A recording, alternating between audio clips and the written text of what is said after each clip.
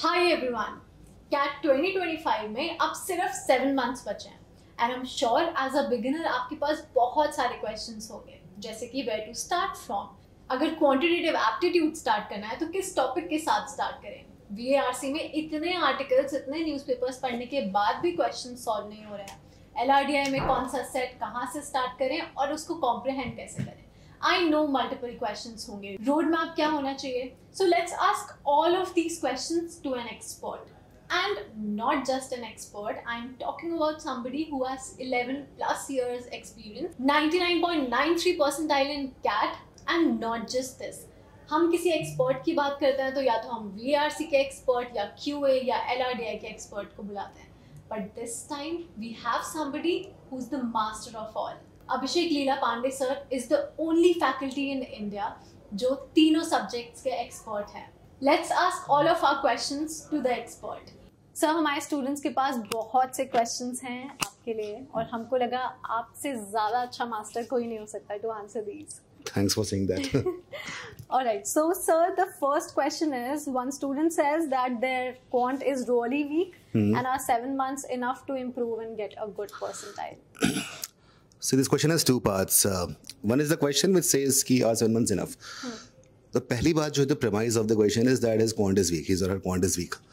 Now quant is generally weak for two reasons. One, that they have quit quants, mathematics from class 10th or class 12th. Okay. And the other reason is they have studied maths in such a way that it looks Greeks to them. Which means in the schools and colleges, the way we teach mathematics is all about rote learning. Formula पढ़ लो, फिर सवाल कर लो, फिर formula पढ़ लो, सवाल कर लो, उस साल टॉप कर जाओ, अगले साल भूल जाओ. So that is something which has been happening everywhere. तो सबसे पहले ये कि 7 महीने पूरे हैं, मतलब प्रॉपर हैं कि नहीं, ऑब्वियसली हैं, पर उसके अंदर क्या करना चाहिए बहुत ज़रूरी है। 7 महीने कैसे हम कर पाए, ऐसे 7 साल भी कम पड़ जाएंगे और 7 मिनट भी काफ़ी होते हैं। तो अल्टीमेटली है ये कि हम लोगों ने जिस तरह से पूरा पेडागॉजी बनाया है और क्वांट को कैसे हम पढ़ाएंगे वो इम्पॉर्टेंट है। तो सबसे पहले उन लोगों के लिए जिन्होंने मैथ्स छोड़ रखी बहुत टाइम से, 10th से या 12th से, या नहीं छोड़ी फिर भी थोड़े से कमज़ोर हैं या इतने कंफर्टेबल नहीं है, तो उनके लिए हम लोगों ने क्या किया कि नॉन इंजीनियर्स QA करके एक मॉड्यूल बनाया है। उसे बाइट साइज वीडियोज़ हैं। Bite is like just you take a bite, है ना। तो बहुत स्मॉल वीडियोज़ हैं और सीरीज़ ऑफ वीडियोज़ हैं। स्टैंडर्ड 6 से 10 तक के जो भी NCERT बुक्स हैं मैथमेटिक्स की, उस पर बेस सारे वीडियोस बनाए गए हैं। तो it's a kind of refresher thing.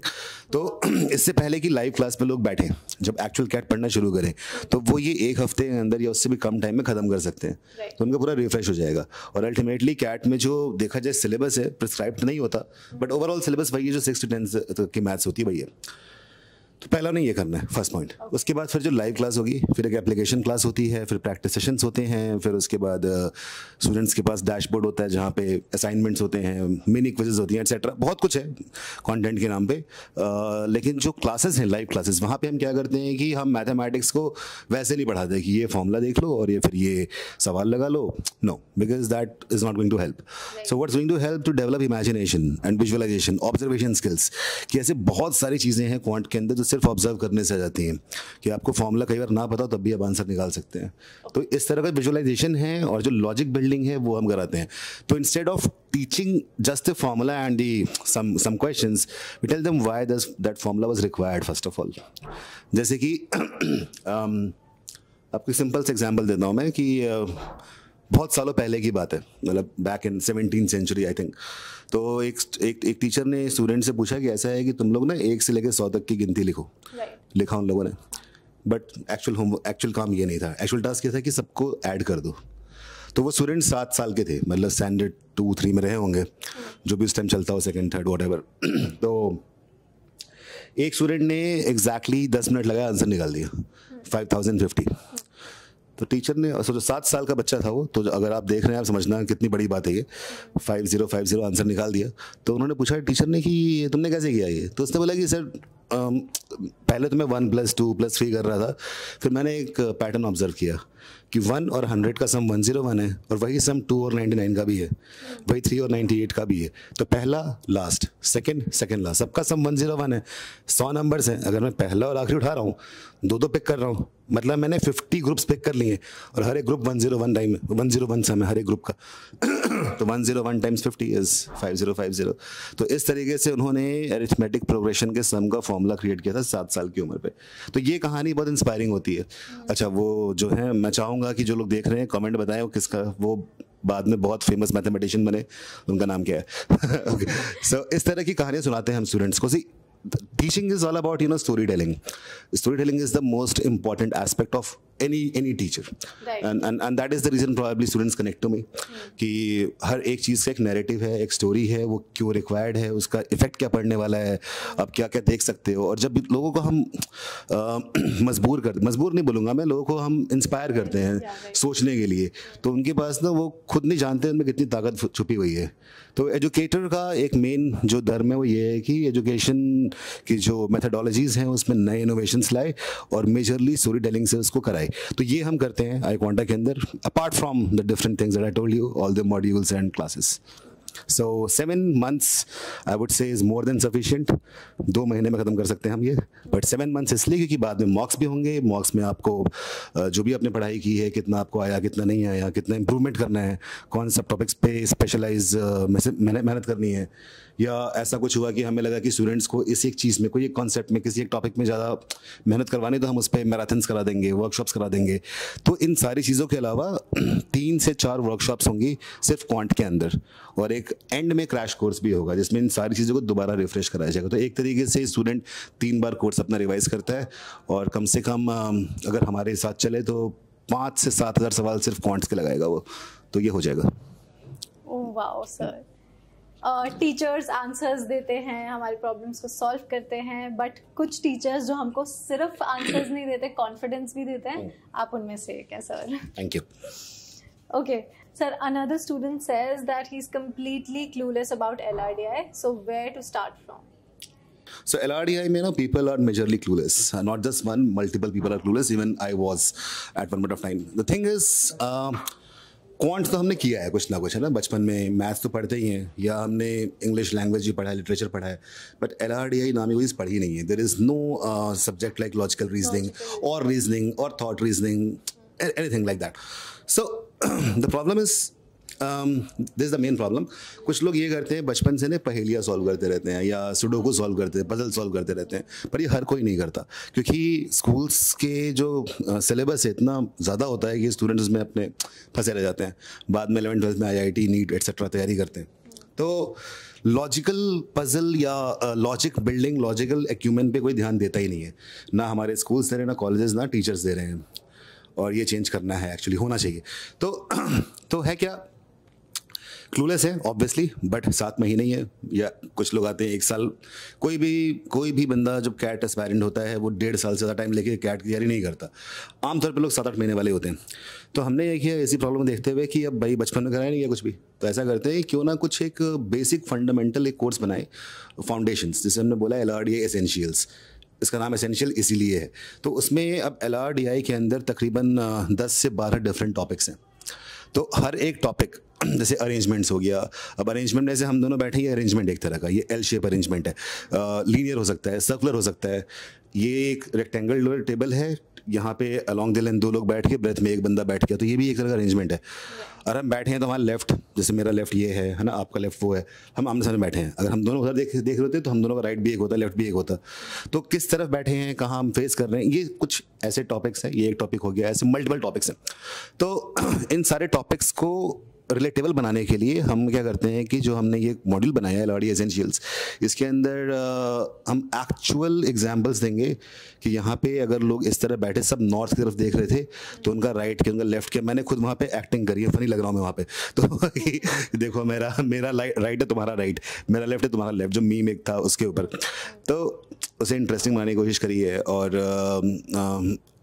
और भी जो टॉपिक्स हैं, गेम्स एंड टूर्नामेंट्स हो गया, सिलेक्शंस हो गया, तो हर टॉपिक का जो बेसिक फंडामेंटल है, जिसके अंदर कौन कौन से की टर्म्स यूज़ किए जाएंगे, क्योंकि कुछ टेक्निकल टर्म्स होते हैं, वो अगर हमें पता ही नहीं तो हम क्या करेंगे। अरेंजमेंट का मतलब क्या हुआ, सर्कुलर अरेंजमेंट मतलब क्या हुआ, या गेम्स एंड टूर्नामेंट्स में नॉकआउट टूर्नामेंट मतलब क्या होता है, राउंड रॉबिन मतलब क्या होता है। तो इन सब का जो वर्ड्स यूज़ किए जाते हैं किसी भी LRDI सेट में, पहले वो सिखाया जाएगा उस मॉड्यूल के अंदर।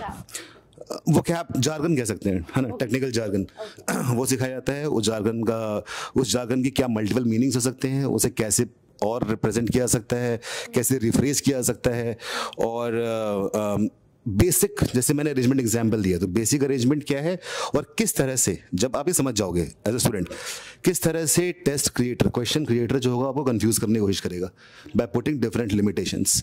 तो लिमिटेशंस क्या हो सकते हैं? अब है क्या कि मान लो अगर एक वीडियो के 3 स्टेजेस है। पहला है कि आपने जो ग्लॉसरी है वो सीख ली, जो वर्ड सीख लिए, फिर आपने बेसिक सीख लिया।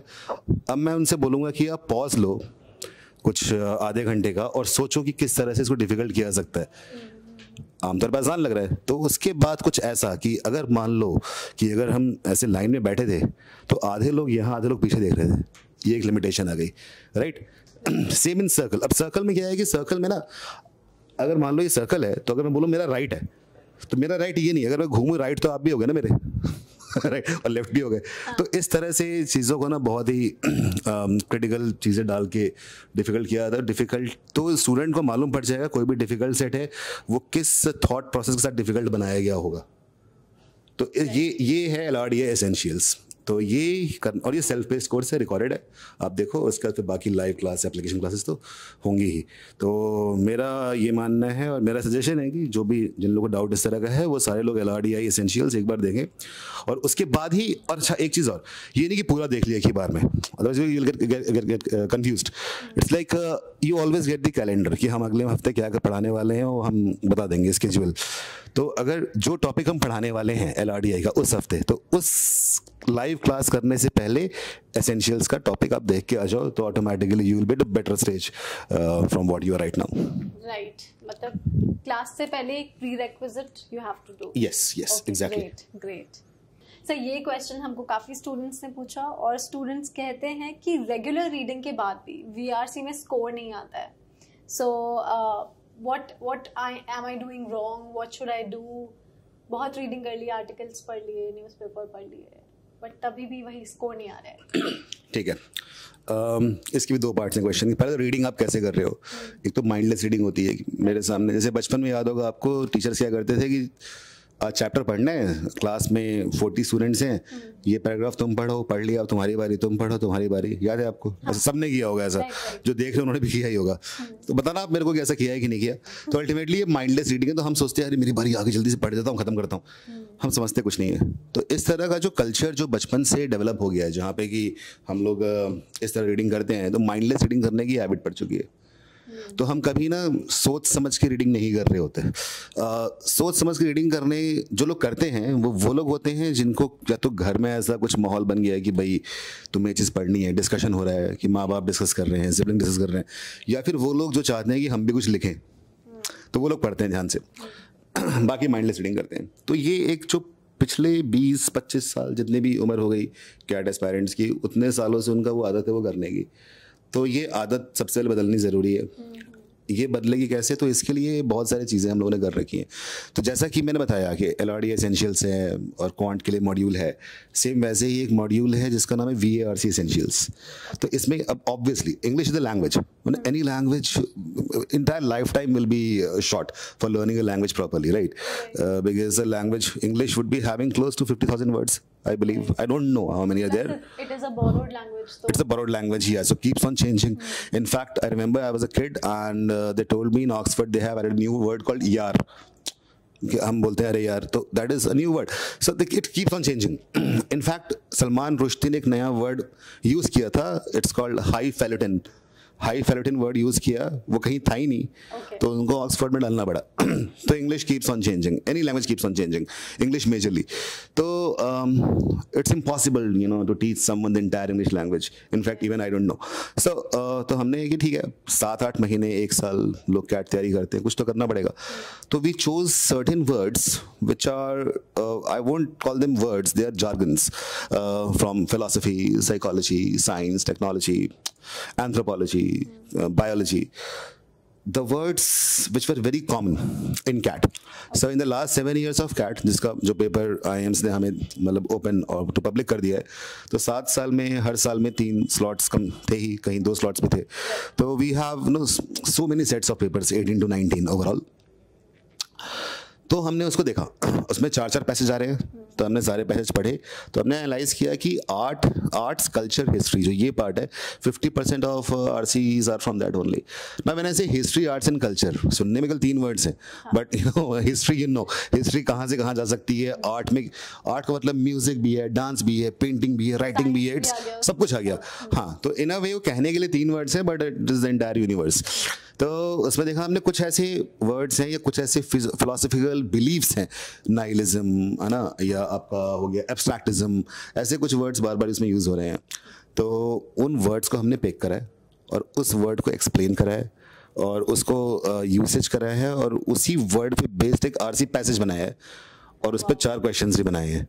तो ये है कि चलो ठीक है, एक थोड़ा सा चीज़ें शॉर्टन हो जाएंगी आपकी इंग्लिश प्रिपरेशन के लिए, तो वो ज़रूरी है VRC एसेंशियल्स। और वो सेल्फ पेस्ड कोर्स वो भी है, और उसमें ऐसा है कि आप जब चाहे तब देख लो, उसका कोई ये नहीं है कि अब क्लास के पहले देखना है बाद देखना है, अब देखते रहो उसको, वो इस तरह का कोर्स है।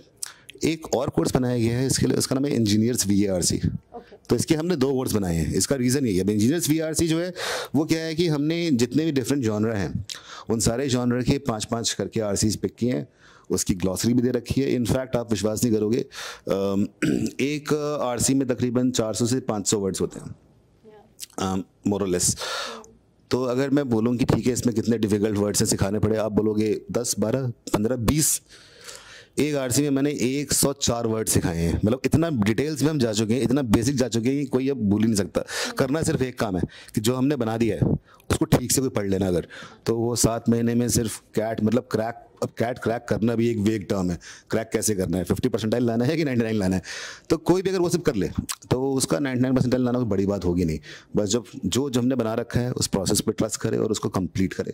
तो और साथ ही साथ एक चीज़ और है कि मैं अपनी क्लासेस में स्टूडेंट्स को रीडिंग के लिए बहुत ज़्यादा पुश करता हूँ। इनफैक्ट मैंने क्लब बना रखा है, रीडिंग क्लब नाम का, जहाँ पे मैं कुछ कभी नॉवेल्स कभी आर्टिकल्स भेजता हूँ कि इसको पढ़ो, और इस पे रियल क्लासेस में हम RC बना के भी कराएंगे।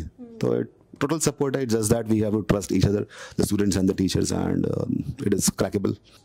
वाओ सर, इतना कुछ मतलब है स्टूडेंट्स के लिए। और एक्चुअली में VRC एक ऐसा सब्जेक्ट है जिसको लाइटली लिया जाता है, एंड फिर यही सब्जेक्ट लास्ट में जाके रुलाता है। बट कोई इतना सब अगर कर ले, छोटे छोटे स्टेप्स ले ले, तो बहुत अच्छा हो जाएगा। इनफैक्ट मैंने, आप सही बोल रहे हैं, मैंने नॉर्मली देखा है कि स्टूडेंट्स के ना क्वांट LRDI में तो वो बोलते हैं यार मैथ्स पढ़ लो बस, बाकी सब तो हो ही जाएगा, है ना। और वो LRDI से डरते हैं, मैथ्स सिर्फ पढ़ते हैं, और VRC बोलते हैं तो ठीक है यार इंग्लिश ही तो आती ही है। तो वो प्रॉब्लम है। मैंने कई लोगों को देखा है कि उनकी क्वांट LRDI में 99 क्रॉस कर चुके हैं, वर्बल में 60 है, कॉल ही नहीं आई। ये बहुत common, it's very common. Sir, another student asked that what exactly is the IIM ABC batch? Is it different from the regular batch, or is it like same? IIM ABC, like Ahmedabad, Bangalore, Calcutta. अब बेंगलुरु कोलकाता हो गया। so ABC, हाँ। तो this is a batch. See what happens, like what our entire process is. I told earlier also. पहले आपने वो जो 3 modules थे बताए मैंने, self based, non engineers QA, essentials etcetera. Then you go to the live class in which teachers come in front of you and they teach you. Like conventional teaching जो होती है, ऑब्वियसली थोड़ा सा ये है कि हम उसमें ऑब्जर्वेशन और बाकी जो ट्रेड्स हैं, विजुअलाइजेशन सिखाते हैं वो भी। फिर एप्लीकेशन क्लास होगी जहाँ पे जो भी आपने सीखा है लाइव क्लास में उसको अप्लाई करके देखोगे आप।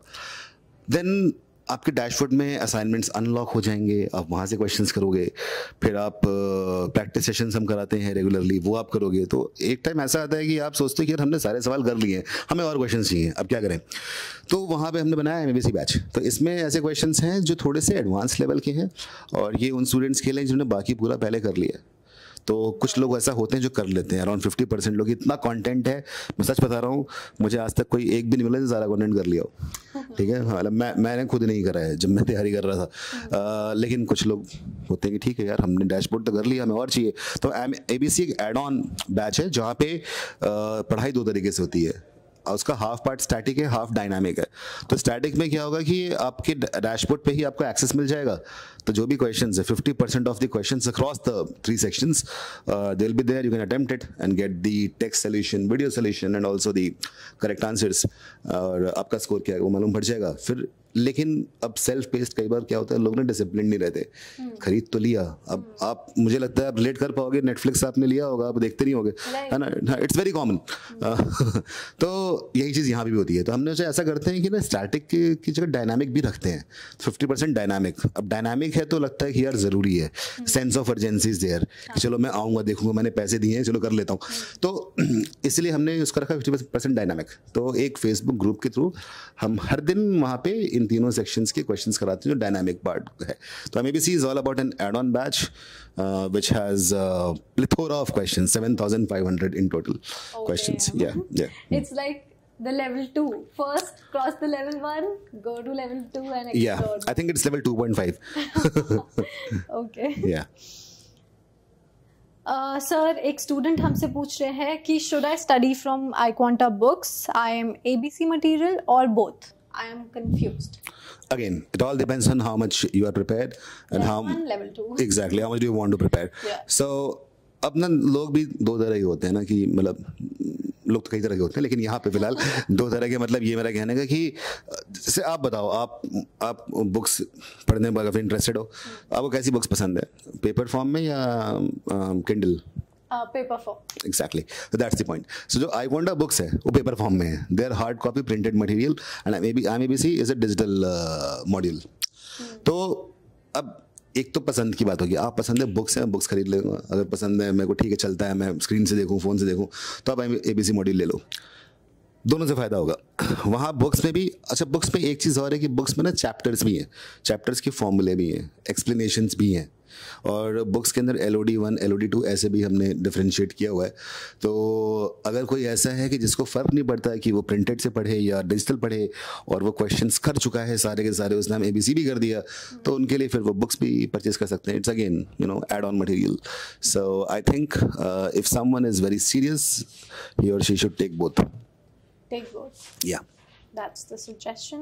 And yeah, of course, digital or paper form है, but questions are different. Different, obviously. हाँ, obviously different. They're different. Yeah. Great. Sir तो फाइनल क्वेश्चन में एक स्टूडेंट हमसे हमारे ही बारे में पूछ रहे हैं। Okay. वो कह रहे हैं कि how is the course structure at iQuanta and how is it different from other CAT coachings?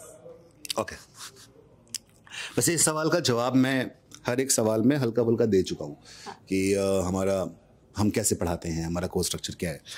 तो मैं रिपीट कर दूँ जल्दी से। कुछ स्टेजेस हैं। तो पहले स्टेज में ये है कि आप वो जो मॉड्यूल्स हैं जो बात की मैंने, LRDI essentials, VRC essentials and non engineers कॉन, वो आप देखोगे सेल्फ पेस्ड कोर्स है। दो पार्ट्स हैं, self paced and mentor driven. तो ये सेल्फ पेस्ड पार्ट हो गया। फिर आपका लाइव क्लास होगा जो मेंटोर ड्रिवन है, एप्लीकेशन क्लास होगा again mentor driven. Next day the dashboard assignment is unlocked of the same chapter, आप वो सॉल्व करेंगे। That stage 4। लाइक पहले आप टॉपिक करेंगे, फिर असाइनमेंट अनलॉक होगा, उससे पहले नहीं होगा। एग्जैक्टली हाँ, जब वो लाइव क्लास हो जाएगी, हाँ, फिर एप्लीकेशन क्लास होगी, फिर वो अनलॉक होगा। फिर उसके बाद प्रैक्टिस कराते हैं हम लोग मेंटोर ड्रिवन अगेन। हम ये 5वीं स्टेज पे पहुंच चुके हैं एक ही टॉपिक के लिए।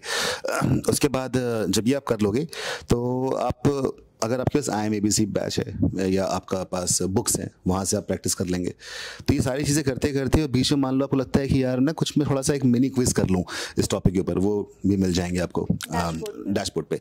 तो ये होने के बाद फिर हम करेंगे, ये एक तरह से कोर्स खत्म हो गया, लेकिन वहाँ हम छोड़ेंगे नहीं, हम उसको और आगे बढ़ाएंगे। कैसे? By marathon. So let's say students बोलते हैं कि सर हमें ये टॉपिक में ना कुछ थोड़ा सा समझ में कम आ रहा है, तो एक फीडबैक लेते हैं। We have mechanism, feedback mechanism through which we know where we have to apply extra effort। तो इस टॉपिक में एक्स्ट्रा एफर्ट डालना है तो उस पर हम मैराथन ले लेंगे, एक पूरा 4 घंटे में। Last year I took a marathon of 10.5 hours। So अभी आपने जब बोला तो मैं वही सोच रही थी एक्चुअली। हाँ, तो just before CAT and you know what, 2 questions, एक तो question word by word same आ गया था अगले दिन। हाँ, तो ये सब भी काफ़ी कॉमन रहता है, कंटेंट काफ़ी आ जाता है। तो हाँ, फिर इसके बाद क्या होगा, मॉक्स होंगे। तो मॉक्स हमारे मिड जून में स्टार्ट हो जाएंगे। Mocks is the real test of yours. Whatever you have done, you have crossed 7 to 8 stages before attempting the mock. तो वहाँ पे जाके आप जो करेंगे वो आपका एक्चुअल जो प्योर परफॉर्मेंस है सामने आएगा, और उसके बाद मालूम पड़ेगा कि टाइम बेस्ड एनवायरनमेंट में आप कैसा परफॉर्म करते हो सकता है कि आप इस पत्ते से एक खिलौना बना दो 1 घंटे में, पर अगर आपको 1 मिनट दूं तो क्या पता तोड़ भी पाओगे, तो वो चीज़ है। तो वहाँ तक मॉक में टेस्टिंग होगी with the analysis of AI based analysis of obviously. Then comes the crash course in the month of September. So we'll do everything again with increased number of classes, increased number of questions till mid-November, and then there will be series of workshops, marathons, 10 घंटे 6 घंटे इस तरह से। Basically, this is the 8th step for the students who enrolls early. exactly And will be the first step for the students जो तब start करेंगे।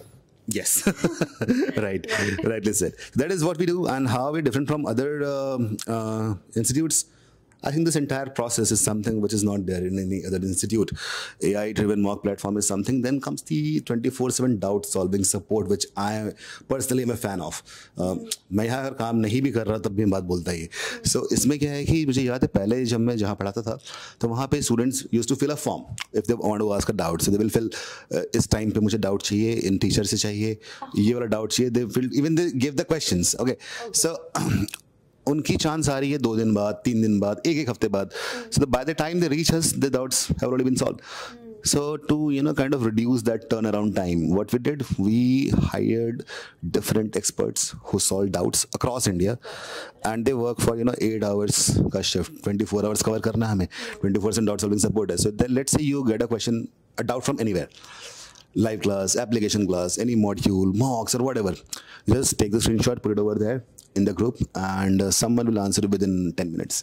So that is something which is, I would say, the best thing which sets iQuanta apart among all other things. Then comes the how the teachers, what the teachers do, because teachers are the frontliners of any EdTech institute. So they go through a rigorous selection procedure. They are the people who have been there, done that. Okay, so that is what sets us different apart. And then the other thing is, this is the only institute where students can actually talk to the teachers. Okay, our numbers are visible totally. Obviously they don't kind of bug up with the calls, they also understand, but there are multiple instances. In fact, personally talking, from the month of September to November till CAT, I used to take at least 20 calls every day. Okay, students, they are watching it and they can confirm it. So that also happened. And after November, once the results are there, then PI में क्या करना है, VAT में क्या करना है. So this is the only thing, only place where the actual connection is there. In addition to holding. So basically hand holding शुरुआत से लेके end तक है. Hand holding मैं नहीं कहूँगा, क्योंकि hand holding थोड़ा सा ऐसा लगता है कि हम जो students, जो aspirants हैं, they are grown up individuals, they're adults. We can't hold hand holding नहीं करेंगे, but ये जरूर है कि we'll be there at every step. Yeah, right. है ना? So if they want to hold hands, we can hold hands. If they want to hug, we can hug. So yeah, we are there. And in addition to the peer learning process, because every student is connected to every other student through a Facebook platform. Right. The group is there, which has close to 4 lakh members now. So they talk about any kind of stuff, academic, non-academic, college related, and even motivational. So, and they can even post their queries anonymously, so that अगर उनको चाहिए कि हमें कोई देखे ना, पता ना चले. So all these things create an ecosystem, a culture of transparency, at the very time proper trust. So that is what sets us apart. I think that is something which all the humans should do, being transparent and setting ourselves apart from others. So that is what we do at iQuanta. Right. We are basically trying to be best. That's what I heard from you. We are trying to be trying. Yeah, we're just trying. Yeah. Perfection, as you know, can never be achieved, but yeah, we will be there. Right. Thank you so much, sir. Thank you, everybody. If you have any other questions, any doubts, just comment down below.